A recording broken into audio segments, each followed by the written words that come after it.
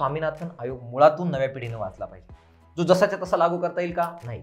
त्याचा आत्मा लागू करण्याची गरज आहे. 1991 नंतर जी चूक आपण केली, समाज, देश, शास्त्रज्ञ, राज्यव्यवस्था, शेतकऱ्यांच्या मागे उभं करणं आपण थांबवून बाजाराच्या आधारे बाजारातला भांडवलदारांना शेतकरी आणि शेतीचं मातीचं शोषण करायला जे आपण अलाव केलं तर ते थांबवा, हा त्या स्वामीनाथन आयोगाचा आत्मा आहे. आज दुर्दैवानं आपल्या शेतकऱ्यांना स्वामीनाथन आयोगाचं महत्त्व किती समजलंय मला माहीत नाही, परंतु हे काय आहे हे आपल्या दुश्मनांना जादा समजलेलं आहे.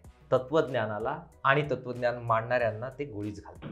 पानसरे, कलबुर्गी, दाभोळकरांना ते डेंजरस मानतात, कारण ते जे बोलू पाहत होते ते त्यांचं उघडं पाडणारे होते. स्वामीनाथन आयोगाला गोळी घालता येत नाही, पण त्याला थंड्या बक्षामध्ये दफन करून टाकता येतं. ते दफन करतायत आणि आम्ही उकरून काढतो.